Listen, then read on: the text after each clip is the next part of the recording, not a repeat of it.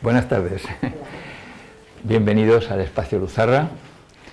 Este espacio, para los que quizá lo conocéis menos, pues es un lugar de encuentro de gente que quiere mejorarse a sí misma y aportar humildemente algo para mejorar el mundo.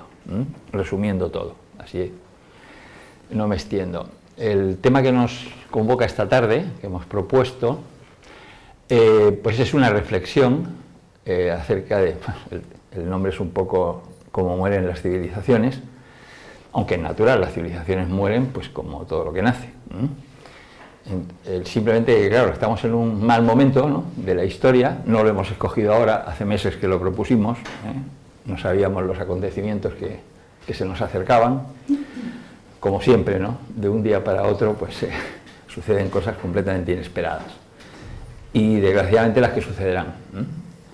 Entonces hemos propuesto este tema pues como una reflexión a compartir y para nosotros es más importante el encuentro, el compartir reflexiones, inclusive más importante que el tema. El tema pues viene a ser una excusa, puede ser algo que sea de nuestro interés, se supone que estáis aquí porque os interesa, pero es importante que podamos salir de nuestro rincón, porque forma parte de esta historia en la que estamos el atrincherarse, aunque sea psicológicamente, no físicamente, pero sí el vivir cada uno. Los presocráticos ya decían que los seres humanos normales somos la rana en el fondo de su pozo. Esto es milenario, o sea que no es nuevo tampoco, o por lo menos así esos presocráticos eran tenidos por sabios, eran los sabios de la Grecia protohistórica, antes de Sócrates, y pues así nos veían ellos, nos guste o no. El caso es que en general pienso que tienen razón, que es muy fácil que el ser humano se atrinchere, se recluya, se repliegue, se proteja, de más en más en nuestro ciclo histórico. Bueno, este tipo de temas para nosotros son de filosofía de la historia. Cuando digo nosotros me refiero a los filósofos. Este tipo de temas forman parte de nuestros estudios de filosofía y concretamente de filosofía de la historia, forma parte de nuestros programas, de la Escuela de Filosofía Nueva Acrópolis, de la cual yo tengo pues el honor de ser profesor, ¿vale? Entonces, y bueno, quería aclarar que aquí en el Espacio Luzarra, más allá de las diferentes entidades que haya, somos todos voluntarios, por si hay alguna duda. ¿Esto cómo funciona? Esto, pues a través de la voluntad. Si no, no podría funcionar, y más con contenidos filosóficos, culturales, artísticos, pues todo eso ya se sabe que no, y la gente cree que eso lo tiene que pagar el Estado. Nosotros creemos que no, creemos que eso es algo que deben hacer de la voluntad, del corazón, del querer de los seres humanos, de la vocación, de algo que se ama, y por lo tanto uno pues se pone de su parte, no es algo que te dan. Esto es como la Maat egipcia, la justicia.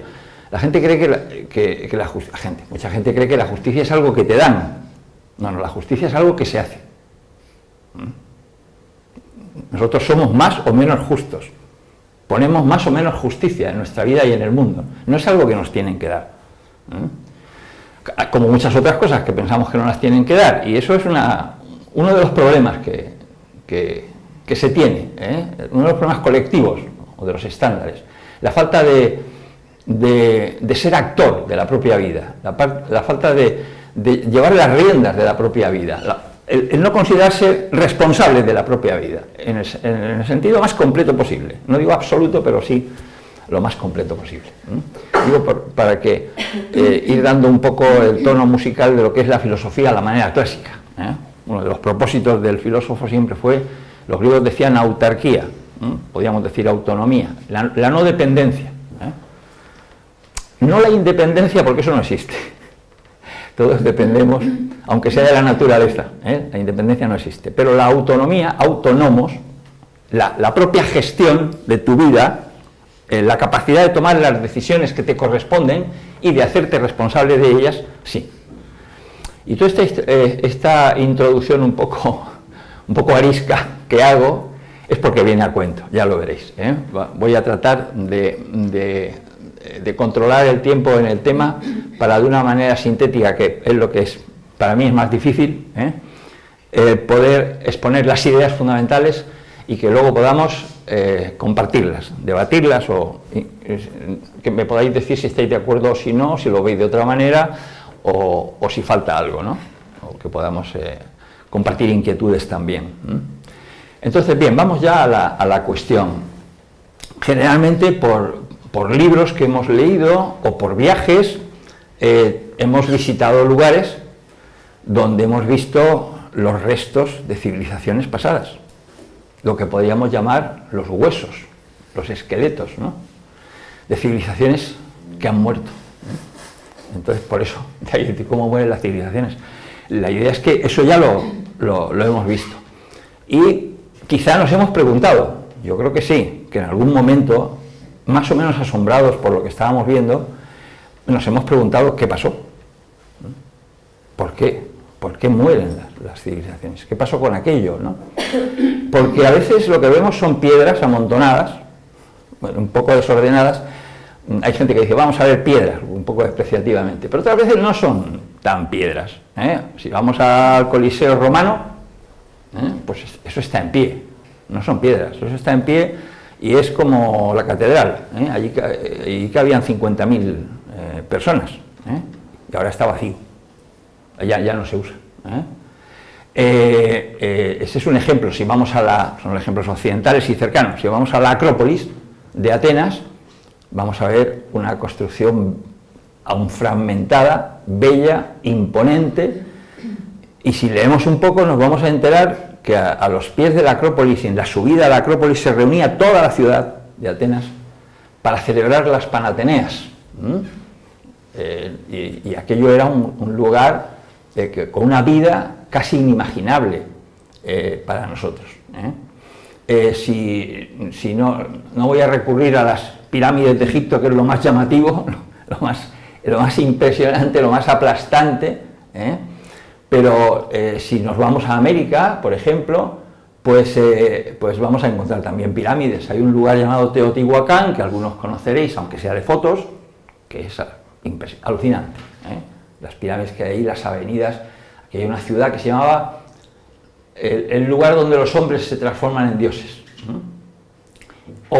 Son famosas las pirámides mayas, las ciudades abandonadas en las selvas del Petén o en la península de Yucatán. O si nos vamos más al sur podemos ir a los Andes y encontrar la capital del imperio inca, todavía se conserva, claro, no hay quien lo mueva, la fortaleza de Sacsayhuamán por encima del Cuzco, ¿no? Bueno, quiero decir que vamos a ver toda una serie de cosas que nos vamos a preguntar, nos vamos a preguntar, ¿qué pasó? ¿Qué pasó con esto? ¿Qué pasó con esta gente? ¿Dónde fueron a parar?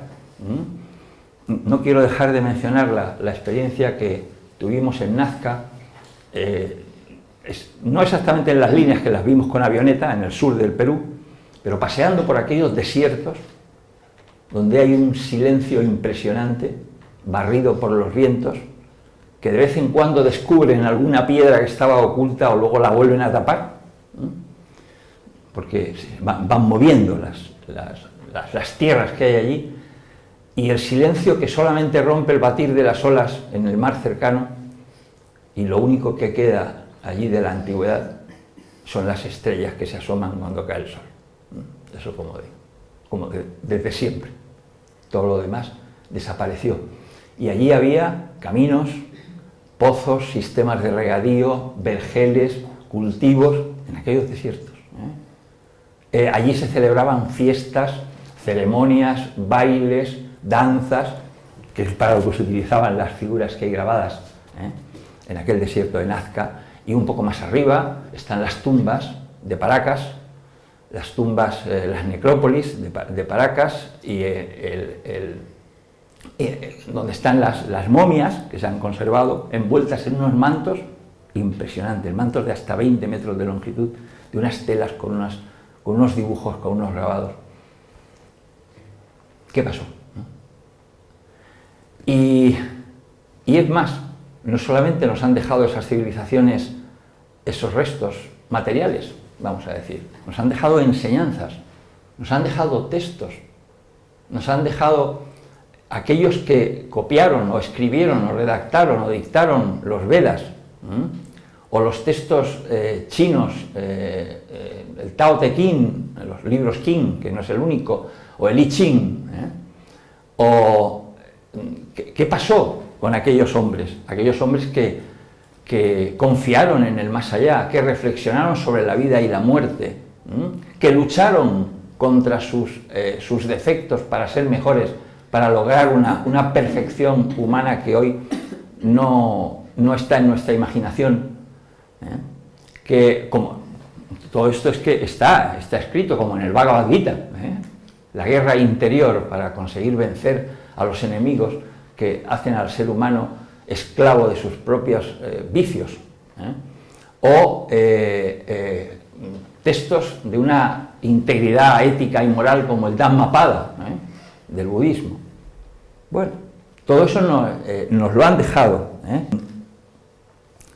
Antes de intentar responder a esa pregunta de cómo o por qué, o cómo y por qué mueren las civilizaciones, quiero hacer una consideración acerca de la historia, que no es muy conocida. La historia que conocemos, para decirlo de una manera simple, yo la llamaría miope. Llamo miopía, no sé si es correcto, a que vemos solo de cerca, no de lejos. Algunos hombres más sabios le han llamado actualismo, es decir, padecemos de una especie de actualitis, de actualismo, creyendo que la historia de la humanidad es lo que conocemos y poco más. Yo os diría que esa historia que conocemos es el último día de la humanidad. Cuando digo el último día, me refiero a que hubo una noche antes de la historia, que se llama prehistoria, pero no sabemos lo que hay antes. Muchos imaginan que no hay nada. Porque claro, con las enseñanzas que tenemos, por ejemplo, pues algunos siguen creyendo que éramos monos, o gente salvaje, homínidos, si no monos, y que este es el primer día de la humanidad. Esos textos que yo leía siendo mucho más joven, que decía, el amanecer de la civilización, ¿no? Y hablar de 5.000 años era parecía, o sea, 2.000 que tenemos en nuestra era, más 3.000 antes, ¿no? El horizonte del 3.000, ahí estaba pues la fundación del imperio antiguo egipcio, Sumeria y poco más, y antes de eso, salvajismo. También esta idea la apoya, vamos a decir, la cultura bíblica. Ya sé que hoy día eso parece que no existiera, no, eso está en el subconsciente de todo el mundo occidental, de toda esta cultura occidental. La cultura bíblica, hubo un tiempo en el siglo XVIII, antes de la Ilustración, un poco antes de la Ilustración, siglo XVII y XVIII, que los sabios de aquel tiempo sacaban la cuenta de la existencia del ser humano a través de la Biblia. Sacaban la cuenta de los patriarcas y decían que la creación del mundo había sido hacía 6.000 años. O sea, 4.000 y pico antes de Cristo. Eso es la cuenta, eso lo podéis ver, es historia de la ciencia. Lo creían así. Entonces, entre la antropología darwinista, la cultura bíblica, eso ha conformado una especie de miopía en la visión de la historia en Occidente. En otras culturas pues no se lo han planteado de esta manera, no tienen cronologías, otras culturas no tienen cronologías, sencillamente, se basan en sus mitos y no les importa eso de cuándo empezó algo, el origen, eso que nosotros tenemos. Por ejemplo, hay ediciones de obras que dicen la historia empieza en Sumer, hay una obra que es así, lógicamente es de un experto americano, Kramer, que es sumeriólogo. Hay otros que dicen que la historia empieza en Egipto, habrá otros que dirán que en China o que en la India, son las civilizaciones más antiguas que conocemos. Entonces hay toda una imagen, hay todo un modelo mental que no nos permite ver o mirar o buscar más allá. Cuando digo el último día, imaginaros que eso son 24 horas, pero claro, en la historia las horas son siglos. El tiempo es muy diferente al nuestro. Esto del tiempo, pues es que es muy escurridizo. Me estoy acordando ahora de una anécdota que le ocurrió a un rabino. Igual no os la creéis, pero bueno, yo os la cuento. Pues había un rabino que estaba rezando y ellos se comunican con Dios, ya sabéis, pues es el Dios de ellos, y entonces hablan con Dios. Y le estaba preguntando: Señor, Señor, ¿es verdad que para ti 1.000.000 de años es como un segundo? Y el Señor le contesta: sí, hijo, sí, así es, efectivamente. Y entonces, Señor, ¿es verdad que para ti 1.000.000 de euros es como un céntimo? Y dice: pues sí, hijo, sí, así es, efectivamente. Y dice: ay, Señor, ¿por qué no me das un céntimo? Y le contesta el Señor: sí, hijo, sí, espérate un segundo. Bueno, es una anécdota que sirve para ilustrar la relatividad del tiempo. Para nosotros, un siglo es mucho, 1.000 años es muchísimo y 5.000 una barbaridad. Pues para la historia, no. Inclusive para la historia humana.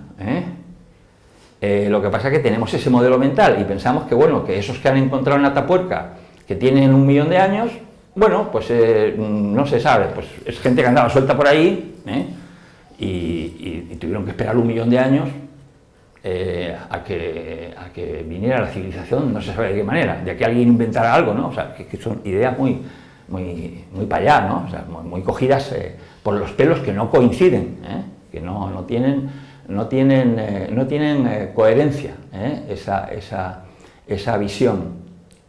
Y además de que sabemos de que, por ejemplo, la geología es un poco más fiable. La geología, pues el planeta en el que estamos es viejísimo, tiene miles de millones de años de antigüedad. Hay que tener otra imagen del mundo. Eso es lo que no es fácil. Las hay, simplemente os digo para que algunos lo vean. Las hay, otras imágenes del mundo mucho más claras, mucho más coherentes, y donde no hace falta negar a Dios. O sea, no hay ningún problema, porque esa visión nos habla de una justicia cósmica, universal, solar, planetaria y humana. O sea, que todo eso es que no está desilvanado, vamos a decir. Bueno, entonces, por ejemplo, hay cosas que hemos oído hablar de Atlántida, o algunos inclusive de Lemuria, de civilizaciones antediluvianas. Voy a utilizar el lenguaje bíblico, porque en la Biblia, si se lee de otra manera, también vemos que los diluvios, antes había gente, se llamara Noé, o se llamara, los sumerios le llamaban Unnapishtim. Resulta que hay relatos de diluvios por todas partes, inclusive en América. O sea, los relatos de los diluvios son universales. Hay una coincidencia asombrosa. ¿De dónde habrá salido eso? Entonces, simplemente lo señalo porque eso es una cuestión que está pendiente. Hay un relato de Platón que habla de la desaparición del último resto del continente Atlante sobre el 9.000, 9.500 a.C. Hay una curiosa coincidencia. Os dirían los geólogos, y también inclusive los antropólogos están de acuerdo con que la historia, vamos a ver, la historia no es la historia, sino el desenvolvimiento de la vida humana, tal como lo conocemos en nuestro mundo, es después de la última glaciación, que se llama Burns, tiene un nombre un poco raro, la última glaciación. Y esa última glaciación acabó hace 10.000 años. Es muy curioso que coincide lo que dicen los geólogos con la última glaciación con lo que cuenta Platón. Y luego además habréis oído decir que antes de la última glaciación hay 3 glaciaciones más, hay 4 contadas, que abarcan varios millones de años. Bueno, y ahí todo eso está vacío, ahí no pasó nunca nada, ahí no había nada. Simplemente os planteo esto. ¿Para qué? Pues para señalar que el conocimiento de la historia que tenemos es muy frágil. Es muy frágil, es muy estrecho, es muy corto. Y muchas cosas son inexplicables sobre muchas cosas, muchos aspectos de la vida humana, por ejemplo la conciencia, son inexplicables desde el punto de vista histórico que tenemos. O sea, la conciencia es un milagro y nadie ha conseguido explicar cómo ha aparecido, ¿sí? Ni cómo ni cuándo. Los mitos sí. Por ejemplo, el mito de Prometeo, para mencionaros el más conocido en Occidente, es el de Prometeo, que trae el fuego de los dioses, que es lo que permite al ser humano empezar a pensar y hablar. Bueno, hablamos porque pensamos y luego, aparte, alimentamos el pensamiento con la palabra. El fenómeno de la palabra, que es estrictamente humano, es un fenómeno del pensamiento. Y eso no está ni de lejos en ningún animal, ni tienen posibilidades. Hay un abismo evolutivo insalvable.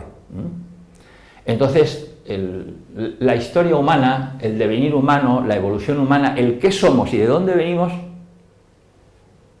no se tiene ni idea. O las ideas que hay son muy peregrinas.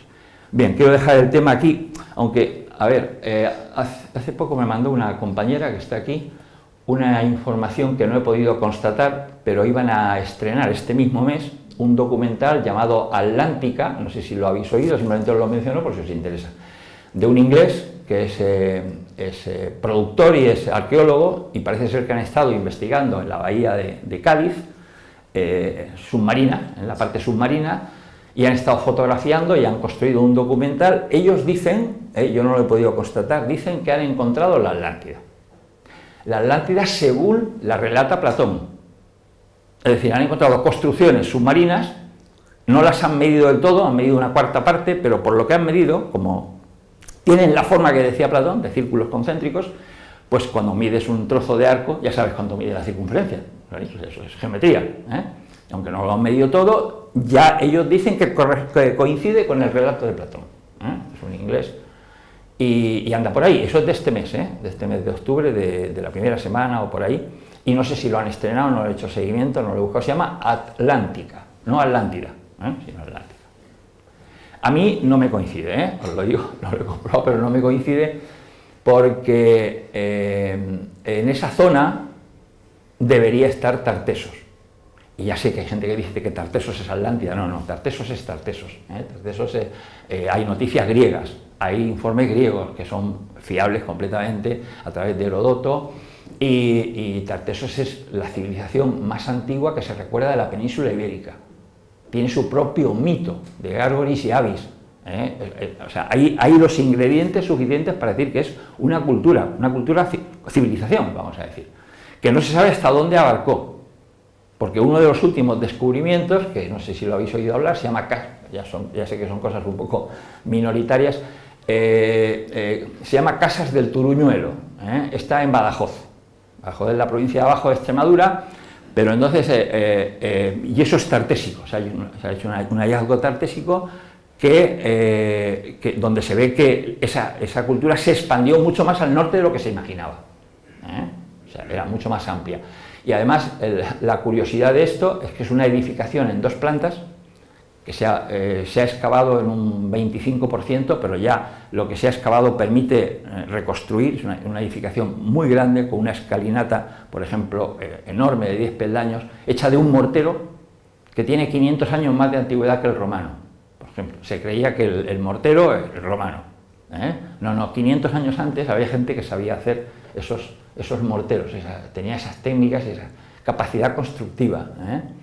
Y es de 2 plantas, y allí se ha podido reconstruir. Lo asombroso del tema es que se ha podido reconstruir, que allí se reunieron, no se sabe cuánta gente, bastante gente, porque aquello es grande, realizaron una especie de ceremonia, festín, festival, comida, y luego sacrificaron a todos los animales que tenían, entre ellos 22 caballos.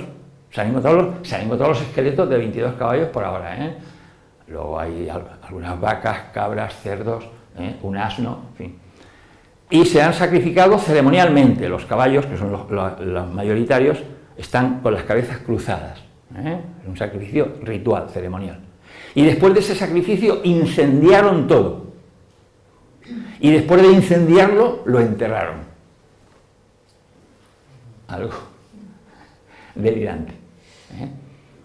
No cabe más que pensar que esa gente decidió marcharse de allí y enterrar las pertenencias que no se podían llevar o que no querían llevarse, porque lo del sacrificio de los animales no es que no se los podían llevar, sino que eso es una ceremonia, eso es un ritual, eso es un sacrificio. Ahí se nos escapa qué tipo de ceremonia o de magia ceremonial tenían.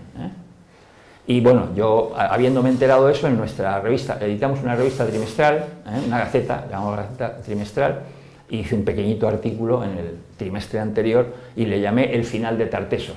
Una cosa un poco titular, no sabemos cuándo acabó Tartesos, pero claro, eso es un acontecimiento que evidencia cómo hay unos seres humanos que deciden marcharse de un lugar, acabar con todo, ya no quieren vivir o no pueden vivir en esa tierra, no sabemos por qué, ni idea. Un poco fuerte, ¿eh? Lo pongo como ejemplo del final de algo, ¿eh? Que todo esto ¿a qué nos lleva? A que podamos reflexionar sobre nuestra civilización, ¿no? Nosotros pertenecemos a una civilización, estamos en un mal momento, ya llevamos varios malos momentos, se puede decir que vamos de mal en peor, sin ser pesimistas, simplemente pues es así y ya está. Y podemos preguntarnos cómo acaba una civilización, podemos conocer los síntomas, podemos evaluar, podemos tener nosotros un dictamen, un diagnóstico de nuestra propia civilización. ¿En qué medida eso nos afecta? ¿En qué medida necesitaríamos ser conscientes? Porque afectarnos nos va a afectar. Y es mejor que nos afecte conscientemente que inconscientemente, si no eso va a acabar psicológicamente con nosotros. O sea, el ser humano, cuando el mundo en el que está se agrieta y se rompe él también. No, el ser humano normal. Son muy pocos los que superan eso. Para eso hay que prepararse, claro. Y no ser arrastrado. Entonces, bueno, sobre las causas. Nos vamos a preguntar sobre las causas de por qué mueren las civilizaciones o cómo mueren las civilizaciones. Antes de hablar de la nuestra. Vamos a hablar de, como los estoicos separaban a la manera estoica las causas que no dependen de nosotros y las que sí dependen de nosotros. Entonces, las que no dependen de nosotros les vamos a llamar naturales. Es como si dijésemos, la muerte, ¿en qué medida depende de nosotros? Pues la muerte natural no. Los que vamos a morir o van a morir, ojalá que todos de muerte natural, pues cuando toca, toca. Eso no depende de nosotros. El que se preocupe de ello se está preocupando inútilmente. Otra cosa es la muerte por enfermedad o por accidente. Eso es otro tema. Entonces, hay unas causas naturales por las cuales muere una civilización. Yo os diría algo que se nos escapa muy mucho, que podría haber, eso es una hipótesis, como diría un griego, causas geológicas, causas que están en la misma casa cósmica donde vivimos, en nuestro planeta, en la Tierra. ¿Por qué? Porque la geología tiene conocimiento suficiente, he mencionado glaciaciones, pero hay otros conocimientos que permiten saber que la Tierra tiene cambios drásticos, que es a lo que podemos atribuir las leyendas sobre los diluvios. No siempre pensar que el diluvio es agua. Pueden ser maremotos, pueden ser terremotos, pueden ser que conlleva todo. Cuando los elementos de la naturaleza se revolucionan, pues la naturaleza terrestre, con relación a nosotros no llegamos ni a microbios. Es decir, que una convulsión suficiente de la Tierra en una placa continental, sabemos que existen las placas continentales, la placa euroasiática podría acabar con toda la población euroasiática en nada. Entonces, es posible que en el pasado, es una posibilidad, apunto, una hipótesis, hayan existido humanidades que han acabado por esta causa, o por otras, pero esta sería una posible causa. Como lo que sabemos del planeta son referencias muy amplias, muy elásticas, muy poco estrictas. Por ejemplo, con el tema del cambio climático, hay gente que defiende que el cambio climático es propio de la Tierra, no de la civilización. Eso lo podemos tocar aparte, porque ahí podemos hacer una elección ética, de decir, bueno, yo prefiero pensar que es causa nuestra, porque lo estamos haciendo mal, y lo estamos haciendo mal, ¿no? Y si lo estamos haciendo mal, aunque el cambio climático no sea por causa nuestra, como lo estamos haciendo mal, es buena excusa para cambiar, digo yo, ¿no? Por ejemplo. O sea que no importaría en el fondo. Y además, si es un tema del planeta, no va a depender de nosotros, o sea que no nos agobiemos por eso. Bien, Vamos a pasar a otro tipo de causas naturales. Yo le llamaría el tiempo. El tiempo. El tiempo, ya decía Platón, que lo limpia todo. No lo soluciona, limpia. Higieniza. El tiempo es ecológico. Él en sí es ecológico. Con tiempo suficiente todo se recicla. Suficiente pueden ser miles de años, pero eso para la Tierra no es nada, eso es un ratito. Eso que a nosotros nos preocupa de eliminar los plásticos, los residuos nucleares y todo lo demás, eso la Tierra lo va a hacer, bueno, eso no tiene, para ella no tiene problema, el problema es para nosotros, si no los tenemos que tragar, los plásticos o las radiaciones nucleares, ese es el problema, pero para el planeta no. Entonces, el tiempo, bueno, la ley que actúa, la ley básica de la naturaleza, podríamos llamarla ciclicidad. En la naturaleza, lo que llamamos nosotros naturaleza, son todos los seres que conocemos, o todos los estados del ser que nacen, crecen, se desarrollan y mueren en más o menos tiempo. Hay seres que duran segundos o minutos, seres muy pequeñitos, y seres que duran cientos de años, ¿vale? O más. Bueno, hay árboles que duran miles de años y son seres. Entonces, la ley es la ciclicidad. La ciclicidad es completamente natural. La ciclicidad, esa ecología de la ciclicidad permite una especie de inmortalidad completamente natural, que es por sustitución.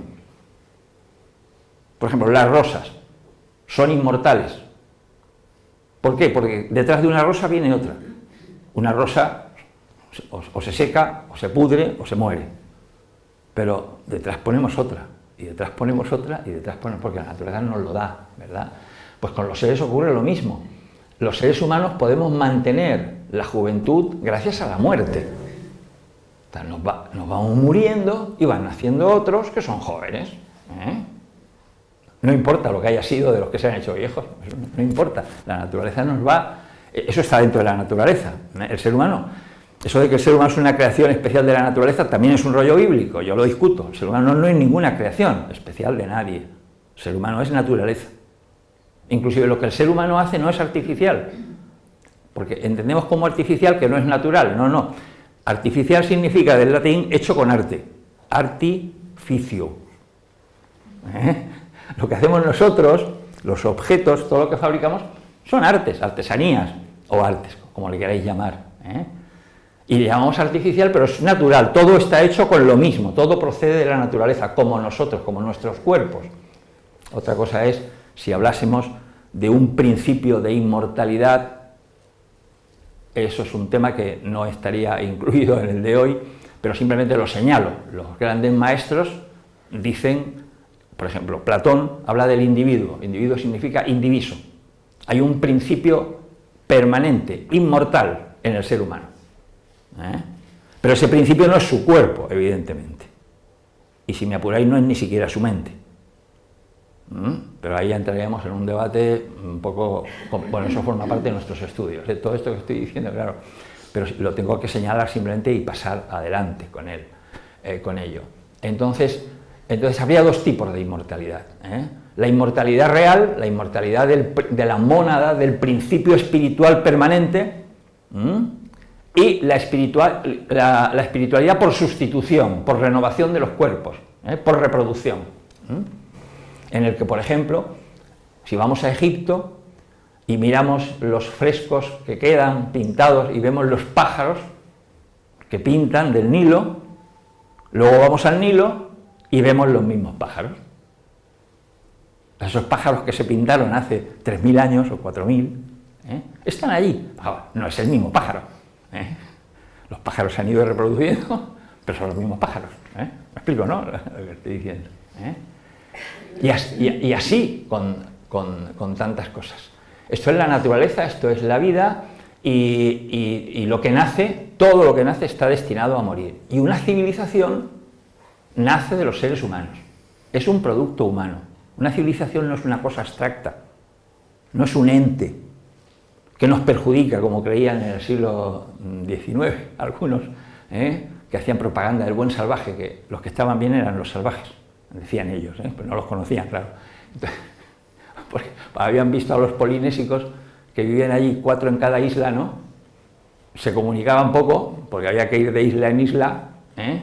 En algunos casos había un chico que tenía 3 chicas, y entonces dijeron, no, esto es el paraíso, claro, esto es el buen salvaje. Eso son ilusiones que el ser humano ha tenido, y ha habido ilustrados. Ahora, ¿quién es el que escribió sobre esto? ¿Montesquieu o Rousseau?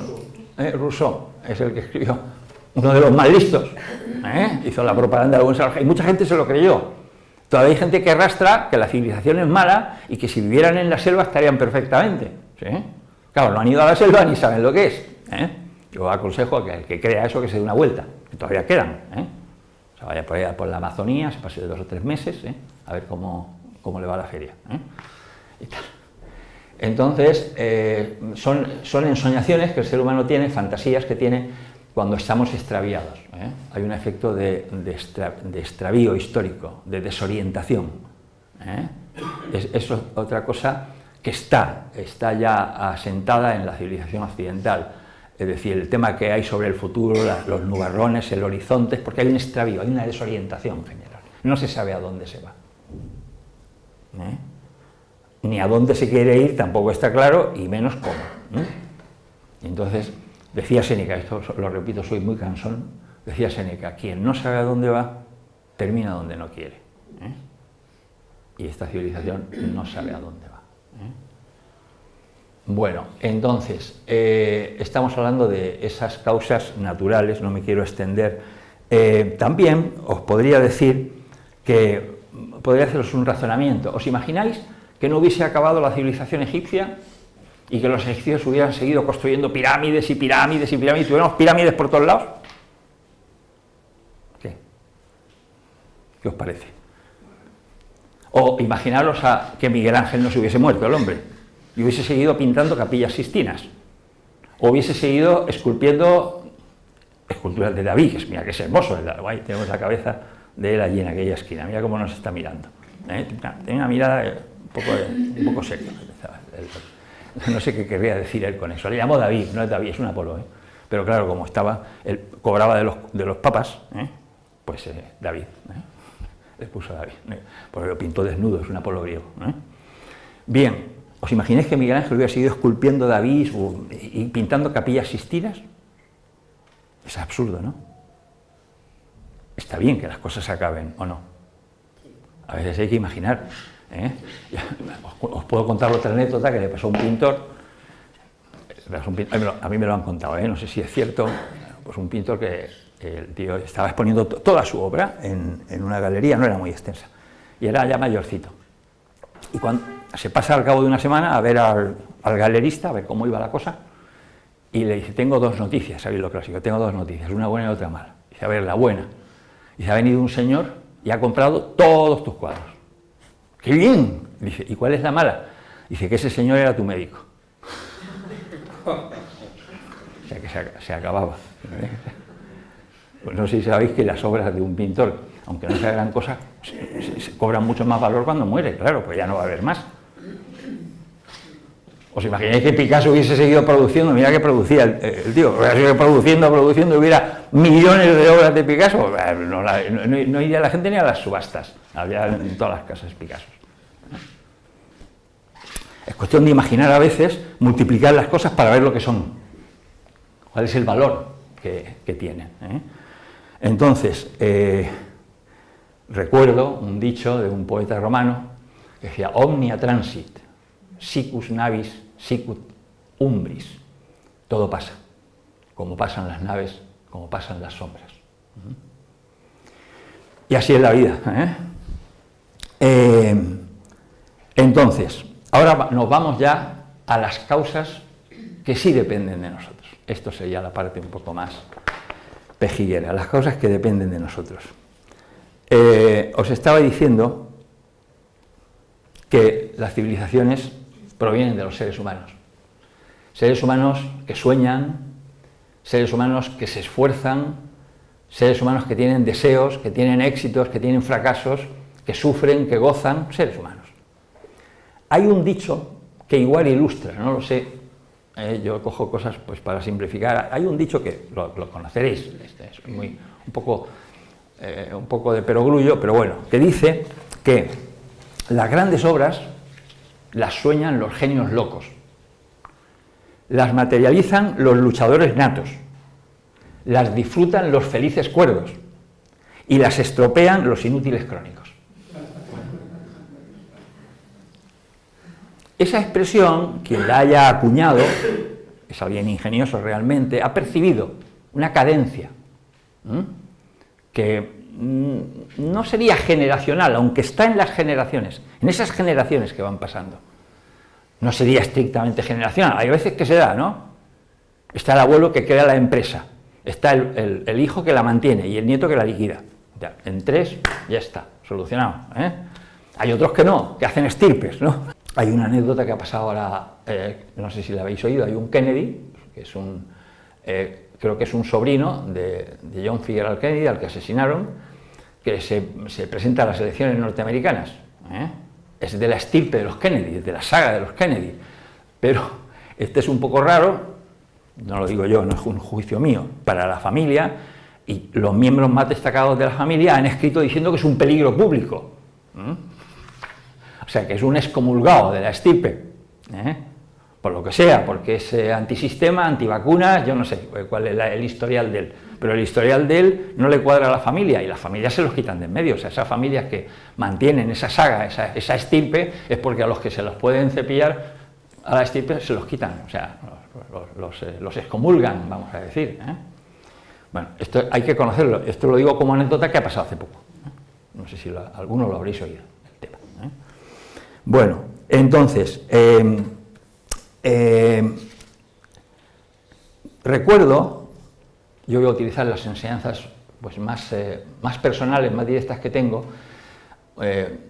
un maestro que fue el que fundó esta escuela de filosofía, tuvo a su vez su maestro, el que yo hablo se llama Jorge Ángel Libraga Ricci, es un filósofo, creó una escuela de filosofía, pero él tenía un maestro, que aparte era oriental, el maestro, y ese maestro le enseñó, él nos lo transmitió.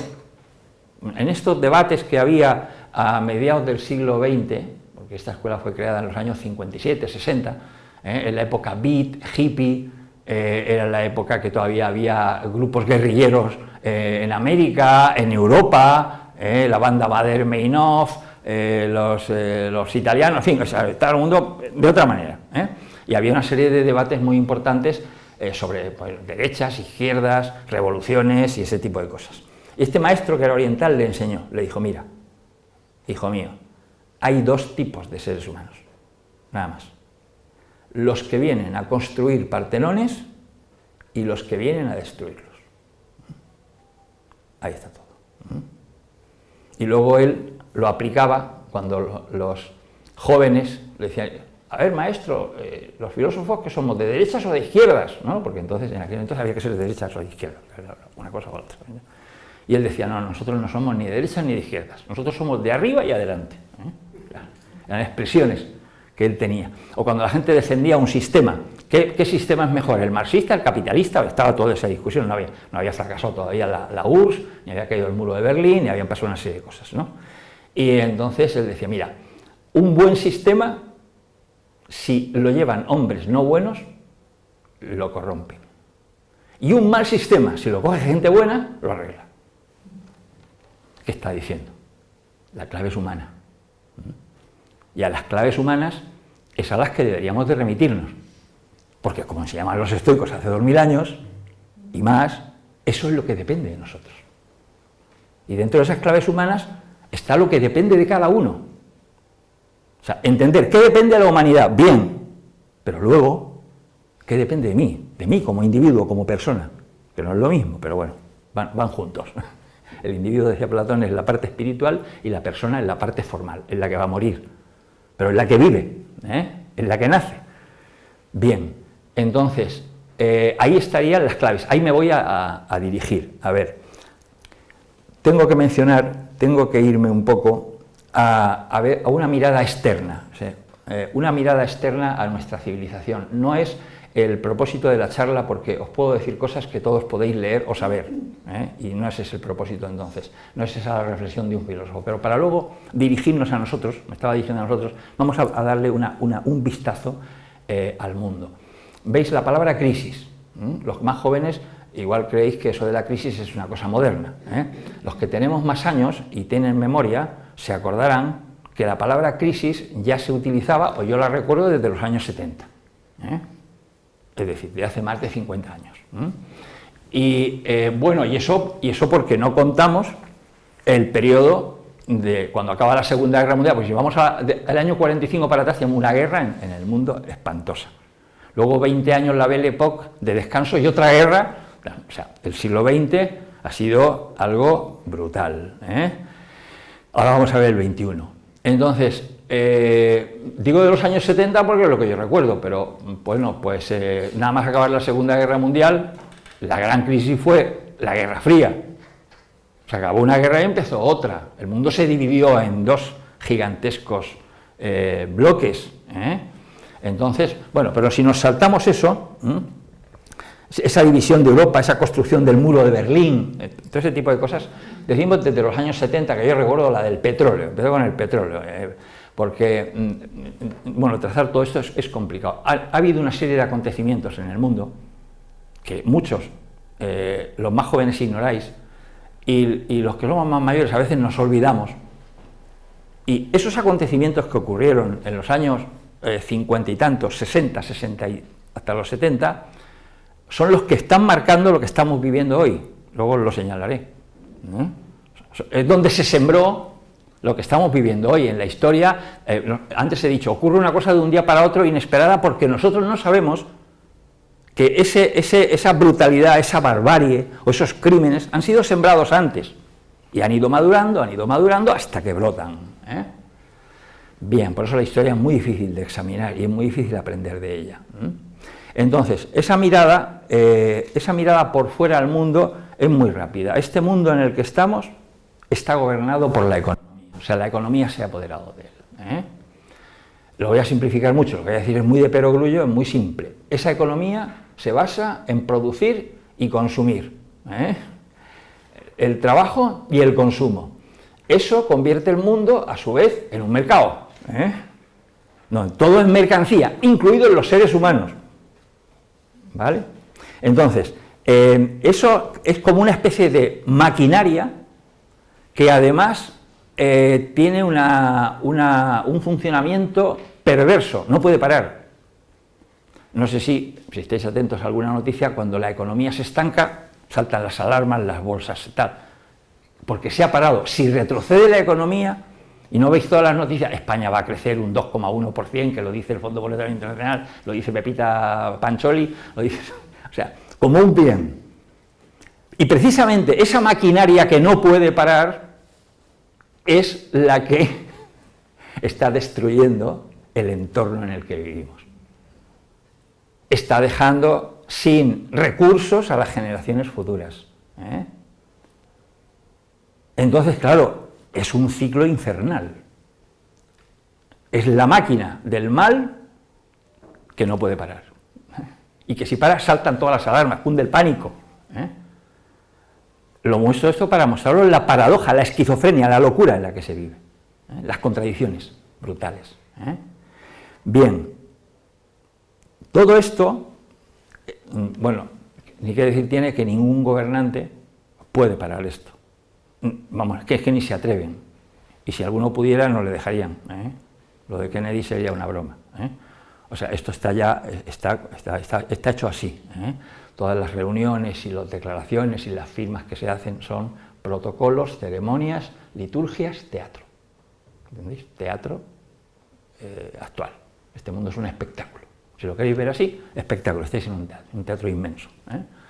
Y lo que pasa es que es difícil saber qué máscara están utilizando los actores, qué hay detrás, cuáles son las entretelas, qué se ha pactado, que muy difícil, muy difícil. Casi no vale la pena ni intentarlo. Entonces, todo esto va alimentando, el tema de esto es que esto va alimentando en los seres humanos el egoísmo, el miedo, la ignorancia, la depresión, el desánimo, la indiferencia, la angustia, la ansiedad. Bueno, no voy a hacer una lista de todas las patologías que alimentan, no digo que sea la causa en sí, yo me abstengo de postular cosas que son muy difíciles de establecer, pero sí que lo alimenta, claro que lo alimenta, ¿eh? Entonces todo esto va produciendo una serie de patologías que llevan al ser humano, bueno, a una dificultad, una cosa que podemos medir, una medida que podemos tomar, la dificultad para la convivencia, desde las familias hasta los grandes estados. No sé si sabéis que algunos le llaman ahora a los estados desunidos, ¿eh? Una cosa que no se había visto, pero después de Obama y con Trump ya se ha visto, y eso está ahí, ¿eh? El enfrentamiento, la división, los postulados contrarios de lo que se debe hacer, de cómo se deben solucionar los problemas, etcétera, etcétera. Pero bueno, eso es solamente lo digo a nivel de anécdota, ¿eh? Por poneros un ejemplo, bueno, lo que quería decir era que este ciclo en el que estamos va introduciendo, ¿eh?, en los seres humanos en particular, en los colectivos humanos, una especie de resquebrajamiento continuo. Es un factor de separación, de división. Esa separación, esa división lleva a los enfrentamientos a veces inesperados, pero que se han estado cultivando. Entonces es una paradoja, insisto, infernal. Estamos en un mundo globalizado, comunicado, totalmente todo él, ¿sí?, donde cualquier cosa que ocurra en cualquier sitio repercute más o menos en todos. Depende de la envergadura de la cuestión. Y en ese mundo, que debería haber un camino de convergencia, no digo de unidad, de convergencia, de acuerdos, de equilibrios, de consideración, porque a todos nos afecta, ya no se puede hacer nada con nadie sin pensar en las consecuencias. Se hizo, porque esto se hizo a mediados del siglo XX. Las dos guerras que tenemos más cercanas, o los dos conflictos, vamos a llamarle conflictos, eso se sembró, el de Palestina se sembró a partir del año 48, cuando se fundó un Estado, no por la fundación del Estado de Israel, sino porque no se creó un Estado palestino. O sea, se creó el Estado de Israel, se les dio un Estado a los judíos, y a los palestinos que vivían allí no. Y entonces eso no ha hecho más que agravarse y agravarse y agravarse. Ha creado un resentimiento en todo el mundo árabe impresionante. Luego, las cosas que han ocurrido, ya sé, el mundo occidental se quedó muy tranquilo. Yo tenía 14 años, la guerra de los 6 días, ¿no?, cuando Israel destruyó los ejércitos de Egipto, Jordania y Siria, ¿no? Fíjate que magnífico y todo lo demás, sí, pero eso ha ido creando una amargura, un pozo, un resentimiento, un odio que es incalculable, ¿eh? Si empiezo a contaros la trama que se ha producido, vais a entender lo de las Torres Gemelas, luego encima invaden Afganistán, no habían aprendido los rusos, ¿eh? Y por ejemplo el tema de Ucrania, eso se sembró a partir de la caída de la Unión Soviética, en el año 89, donde se ha ido admitiendo como socios a todos los antiguos aliados de Rusia, menos a ellos. Yo no digo que tenga la solución, digo que no se ha hecho, no sé por qué. Eso de excluir, y más a una potencia como Rusia, no es cierto.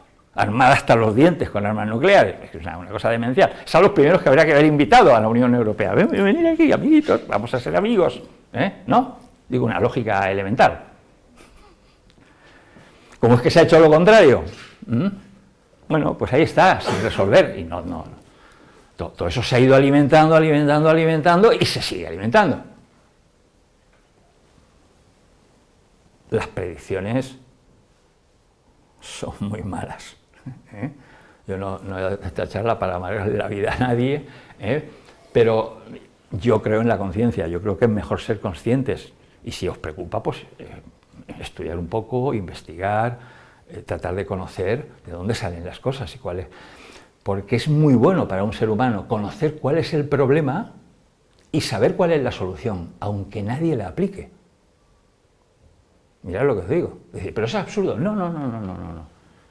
El saber, el entender, el comprender, la luz en uno mismo es un bien en sí mismo. Eso te salva de la enfermedad. De momento no te vas a enfermar. Vas a saber lo que ocurre, lo vas a entender, te vas a dar cuenta de la locura que impera. pero no vas a ser arrastrado. Esto lo enseña la filosofía desde que existe, ¿eh? Lo digo por si alguien no se había enterado. ¿Para qué sirve la filosofía? Andan algunos pensando que sí servirá para algo, que sí. Por favor. La filosofía es el alimento del alma, es el alimento de la conciencia, es la estructura interna de un ser humano. Es lo que permite que un ser humano no se hunda, pase lo que pase. Mirad lo que digo es atrevido. Toco madera, pero es así. Y están los que han dado ejemplo de esto durante siglos. Claro, creemos que son esos solos. No. Todo filósofo básicamente genuino, auténtico, un pequeñito, un humilde, tiene esa fuerza, tiene ese valor. Y cualquier ser humano lo puede tener. Porque la filosofía es como la justicia, no es algo que se estudia, es algo que se hace. Es un modo de vivir, simplemente que va acompañado de los conocimientos necesarios, claro, evidentemente. Decía el dicho de Delfos, conócete a ti mismo. Sí, bueno, pero para conocerte a ti mismo tienes que tener algunas nociones de lo que es un ser humano, ¿no? Y no las saques de la Biblia ni de la antropología, porque te vas a convertir en un mono de Dios, o yo algo parecido, no sé, no quiero hacer bromas un poco fuertes, ¿eh? Pues todo esto, un dato que os doy, sobre la desunión, sobre la fragmentación, así a lo grande. Antes de la caída de la Unión Soviética, el bloque oriental de Europa eran 9 naciones, luego si queréis contarlas, ¿eh? Ahora son 29. Qué bonito, ¿eh? 20 naciones nuevas. Solamente que eso viene de fragmentación. Algunas dramáticas, ¿eh? Como ocurrió con la guerra balcánica, cuando se rompió Yugoslavia, ¿eh? El asunto de Sarajevo, todo aquello de los años 92. Matanzas, ¿eh? Crímenes. Otras no. Los checos y los eslovacos dijeron, bueno, tú por aquí, yo por allí. Pues ya está. Checoslovaquia es Chequia y Eslovaquia. Los eslovenos, por otro lado. Entonces, eso es simplemente un hecho histórico que a veces no caemos en la cuenta porque no es necesario. O sea, hay que investigarlo, hay que plantearse las cosas para saber. Entonces, en este mundo se han acumulado las injusticias, las mentiras, las traiciones de todo tipo y de todos los bandos. Por favor, no busquéis a los malos y menos a los buenos. Y ante los conflictos que estáis viendo, los que vais a ver, a veces nos conducen al maniqueísmo. ¿De parte de quién me pongo? No os pongáis de parte de nadie, me permito daros el consejo que no me lo pidáis, ¿eh? La locura es colectiva, es compartida. ¿Que unos matan más que otros? Pues porque pueden, así de claro os lo digo. Anda que si los que matan menos pudieran, esperemos que no caigan en las manos de algunos que yo sé, armas nucleares, ¿eh? Si no vais a ver la fiesta, ¿eh? Porque hay gente absolutamente enloquecida, que están dispuestos a llevarse por delante lo que sea. No sé si eso lo habéis percibido, ¿eh? Eso está ahí. Bien, entonces,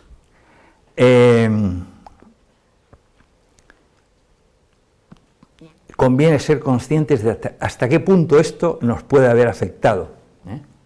Nos puede haber afectado, porque si no somos conscientes, seguro que nos ha afectado.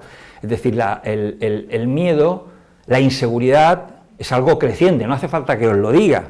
Todos habéis cogido un avión, eso antes no existía, pero va a más, y va a mucho más. Entonces, la tentación, o sea, a nivel individual, pues lógicamente ese protegerme, ese resguardarme, incluye el aspecto psicológico, pues ser indiferente, intentar ser indiferente, no sufrir por las cosas que veo o que oigo, mirar para otro lado, ¿no?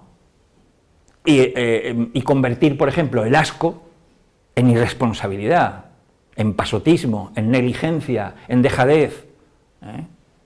Es una tentación muy fuerte, ¿eh? Y vamos a pagar el pato nosotros, ¿eh? Entonces, el factor más importante es el menos conocido, es en el que menos se cree, es el más difícil de describir, yo le llamaría factor espiritual. Es algo que solamente si lo buscas con mucho esfuerzo lo vas a poder encontrar. Es la fuerza espiritual, es la fuerza que permite a un ser humano mantener la alegría, mantener el ánimo, mantener su generosidad, mantener su valor, seguir siendo un ser humano, seguir creciendo como ser humano, sin dejarse aplastar por lo que te rodea. Eso es una responsabilidad que tenemos. Hay que ver si uno la asume o no la asume, o si queremos refugiarnos, o si queremos excusarnos, o si queremos escudarnos en lo demás. Y eso es lo que además podemos hacer, lo que a cada uno le corresponde. Cada uno puede mejorarse a sí mismo, como os he dicho al principio, y mejorar el mundo en su humilde medida. Lo demás no depende de nosotros. Es bueno conocerlo, es mejor entenderlo, pero no te calientes la cabeza, no te deprimas porque no puedes cambiarlo. No depende de nosotros. Entonces, ¿de qué se trata esta filosofía de la que os hablo? Pues de encontrarnos a nosotros mismos, de enfrentarnos cotidianamente con las fuerzas del mal que actúan en nosotros, con todo lo que no menoscaba desde dentro de nosotros mismos. Tener la capacidad de examinarnos, como decía Sócrates, de evaluarnos, de reconstituirnos. Y la fuerza espiritual es la que nos permitiría seguir siendo jóvenes siempre. Estos cuerpos en los que estamos van a perecer. Pero de la misma manera que cuando no entendemos lo que ocurre a nuestro alrededor nos arrastra, cuando no nos entendemos a nosotros mismos, los males o los problemas o las enfermedades o las presiones que tengamos nos van a arrastrar. Sin embargo, hay una manera, hay un camino hacia sí mismo, que está dicho desde hace muchos siglos, pero solamente es para quienes lo buscan y para quienes lo quieren entender. Y esos no envejecen, viven hasta que toca, y cuando toca se van, sin más, no tiene mayor vuelta de hoja la cosa. Y en cuanto a nosotros, pues en lugar de dejarnos arrastrar a las guaridas, a los encierros, al aislamiento, la soledad no existe. No hay nada que esté solo en el universo, no hay nada que esté aislado, es un efecto psíquico, es un subproducto de la mente humana. La mente humana, si no se la educa, es especialista en hacer daño. Mirad lo que os digo. Una mente mal educada es lo peor que hay. Si un perro mal educado es un problema, si un hijo mal educado es un problema mayor, no os cuento lo que es una mente mal educada. Y bien educada, como decía el Buda, ni tu padre, ni tu madre, ni nadie hará tanto por ti. Y mal educada es como una casa mal techada, la humedad te va a penetrar y te va a corroer. Entonces, para concluir y dejaros un poco la palabra, yo recuperaría la idea de la confesión negativa de los egipcios. Esa idea es que es para poner una especie de fondo en nuestra vida. Si nos pudiésemos ir de este mundo diciendo algo así como: yo no fui indiferente a los sufrimientos humanos, yo no me aproveché de la debilidad de nadie, yo no alimenté la ignorancia de mis semejantes, punto suspensivo, dejo que cada uno haga la suya. Es una idea. ¿Qué confesión negativa podría hacer? Esto es lo que queda de los egipcios. Está la confesión positiva, pero no la han encontrado. Sin embargo, yo sé que existe. Y la podríamos hacer nosotros. Por ejemplo, yo he buscado el sentido de la vida, yo he ayudado a los demás humanos a buscarlo, yo he dado ejemplo de responsabilidad ética, ¿no? O sea, que cada uno haga su lista. ¿Qué es lo que quisiéramos poder decir que no hemos hecho cuando nos vamos y qué hemos hecho? Eso es lo que, si entendemos ese bien, ese es el bien de todos los bienes. No hay nada ni que se le parezca. La conquista de sí mismo es la única fuerza real, es la única victoria real. Todo lo demás son ilusiones, son espejismos, son representaciones teatrales del escenario de la vida, como diría Calderón de la Barca. Bueno, y quiero terminar recordando una canción de Serrat que dice que la lluvia solo es lluvia si te moja al caer, y el sol es el sol si brilla en ti. Para mí expresa muy bien la relación que debemos tener con la vida.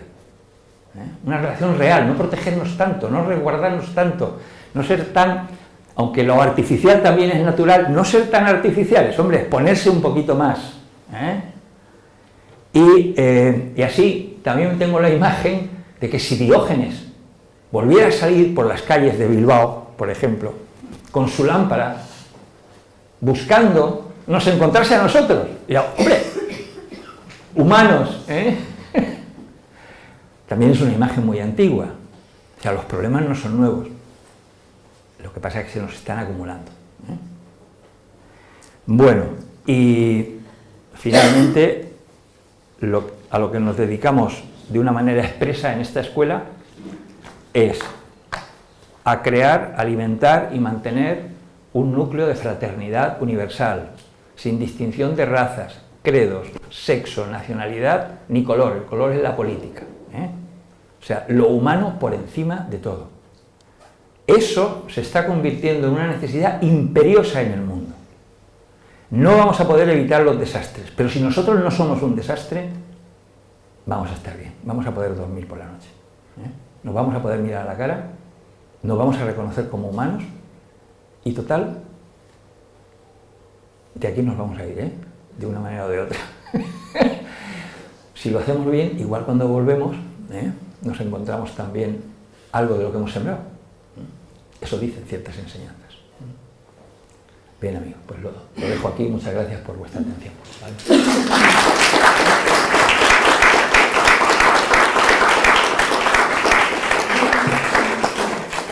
Muchas gracias.